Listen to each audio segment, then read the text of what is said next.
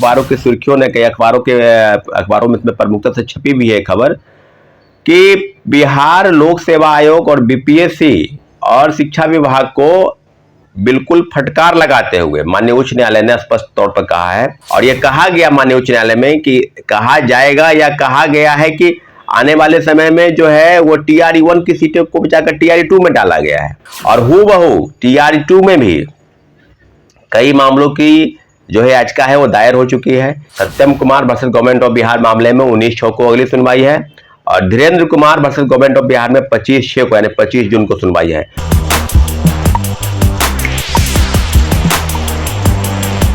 नमस्कार, मैं हूं निकुल तिवारी और आप वॉइस सब देख रहे हैं। देखिए, शिक्षक अभ्यर्थी लगभग जीत चुके हैं। बिल्कुल आप सही सुन रहे हैं, छात्र नेता सौरभ भी कह रहे हैं और हाई कोर्ट भी फैसला लगभग सुना ही चुकी है। सप्लीमेंट्री रिजल्ट्स आने वाले हैं। एक तरह से जीत हो चुकी है शिक्षक अभ्यर्थियों की। क्या पूरा मामला है, क्या कुछ हुआ है, हाईकोर्ट ने क्या कहा है और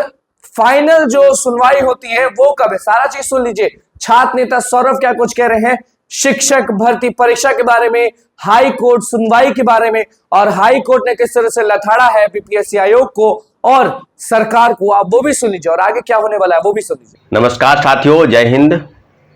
अभी हम बात करेंगे TRE-1 में जो याचिका दायर की गई है माननीय उच्च न्यायालय में पूरक परिणाम को लेकर, पूरक परिणाम के रिजल्ट को चुनौती देते हुए जो याचिका दायर की गई है सप्लीमेंट्री रिजल्ट, यानी उसके मामले में 14 तारीख को यानी ये 14 मई को सुनवाई हुई थी साथियों। और काफ़ी गंभीरता के साथ, अब आपको इसको लिए गुड न्यूज कह ले या माननीय उच्च न्यायालय के शरण में जो याचिका दायर की गई है कई मामलों पर, तो एक मामला है, वो मामला है Dhirendra Kumar versus government of Bihar CWJC 1151। और इस मामले में जो लॉयर हैं YV गिरी सर, उनके द्वारा जिस तरह की चीज़ें कही गई और जिस तरह की चीजें आप आज कई अखबारों की सुर्खियों ने कई अखबारों में इसमें प्रमुखता से छपी भी है खबर कि बिहार लोक सेवा आयोग और बीपीएससी और शिक्षा विभाग को बिल्कुल फटकार लगाते हुए माननीय उच्च न्यायालय ने स्पष्ट तौर पर कहा है कि पूरक परिणाम को लेकर जो सुनवाई हो रही है और इसकी चौथी सुनवाई थी,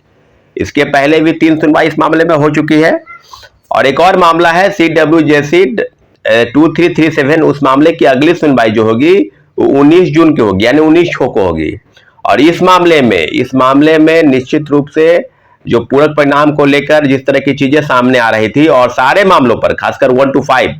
ये जो रिजल्ट है पूरक परिणाम के लिए है वो प्राथमिक यानी 1 to 5 के लिए रिजल्ट है और जिसमें 101 पिटिशनर लोग हैं।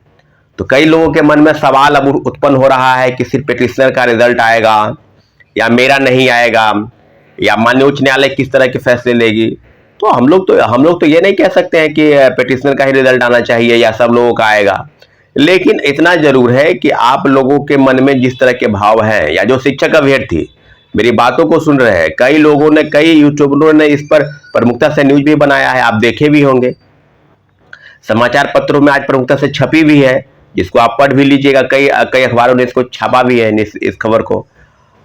और आपको बता दें कि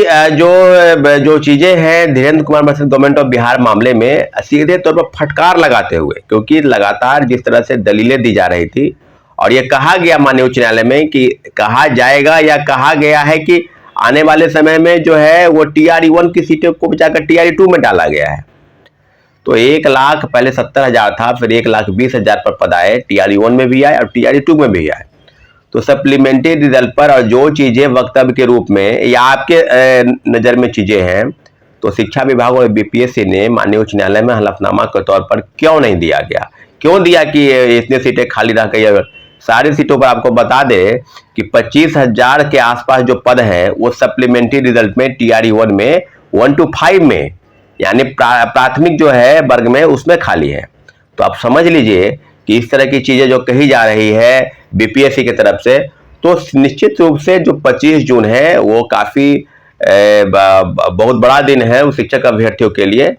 जो ये मान के चले हैं कि जिस तरह की सरकार का वक्तव्य था। और सरकार का वक्तव्य आपको याद होगा, सप्लीमेंट्री रिजल्ट में हम लोगों ने काफी प्रयास किया, हम लोगों ने लगातार गर्दनीबाग धरना स्थल से लेकर बीपीएससी का घेराव और गर्दनीबाग धरना स्थल के बाद गांधी मैदान, गांधी मूर्ति और कई जगहों पर मुझे लगता है कि पक्ष और विपक्ष के तमाम बड़े नेता जो अपनी राय रखते हैं या मजबूती के साथ सरकार उनकी बात सुनती है या सरकार के एक अंग है, उनके समक्ष सारे शिक्षक अभ्यर्थी पहुंचते थे और अपनी बातों को रखते थे। परंतु जिस तरह की चीजें जब प्रोटेस्ट हुआ, जब आंदोलन आगे बढ़े, तो मात्र 2773 लोगों का रिजल्ट दिया गया और शिक्षा विभाग से जो सूची बीपीएससी को भेजी गई थी वो 4700 पदों की सूची भेजी गई थी। तो हम लोग ये मान के चले कि क्या पूरे तौर पर क्या इस तरह की गड़बड़ी TRE-1 में हुई, और हूबहू TRE-2 में भी कई मामलों की जो है याचिका है वो दायर हो चुकी है। एक और मामला आपको बता दे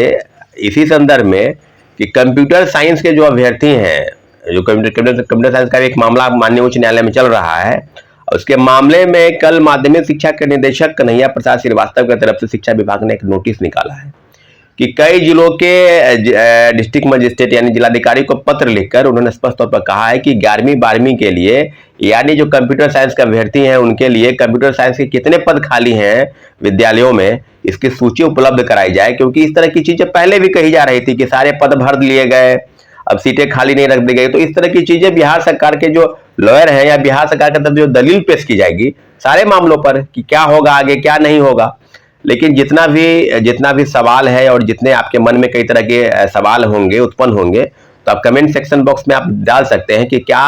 सिर्फ सप्लीमेंट्री रिजल्ट पर या TRE-1 में 1 to 5 पर, सभी मामलों में कंप्यूटर साइंस से लेकर 9, 10, 11, 12 सब मामलों पर, उर्दू के भी मामले हैं जिसको लेकर माननीय उच्च न्यायालय में याचिका दायर की गई, उसके भी मामले में कई सुनवाई हुई है, उस मामले में भी फैसले होने बाकी है। तो अब आने वाले समय में इतना जरूर है कि अभी 1 महीना कोर्ट समर वैकेशन बंद रहेगा,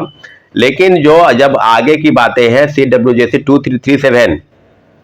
सत्यम Kumar versus government of Bihar मामले में 19/6 को अगली सुनवाई है और Dhirendra Kumar versus government of Bihar में 25/6 को यानी 25 जून को सुनवाई है। और जो 25/6 को जो सुनवाई है उस मामले में निश्चित रूप से माननीय उच्च न्यायालय अगर जवाब नहीं आता है तो फैसले को सुरक्षित रखेगी और आगे आने वाले समय में उस चीजों को बिल्कुल आपके समक्ष बात रखी जाएगी कि इस तरह की चीजें होंगी। अब कई जो शिक्षक अभ्यर्थी हैं जिनके मन में ये होगा कि हम पिटिशनर बन जाते तो मेरा हो जाता, तो ये चीजें अब आप सोचते रहिए कि क्या होगा नहीं होगा। लेकिन इतना जरूर है कि माननीय उच्च न्यायालय निश्चित रूप से, हम लोग कानून पर भरोसा करते हैं, माननीय उच्च न्यायालय छात्रों के हक में फैसला देगी और हम लोग 25 जून के उस समय का इंतजार है जब सारे मामलों पर तहकीकात करते हुए बीपीएससी और सरकार की तरफ से जिस तरह की दलीलें दी गई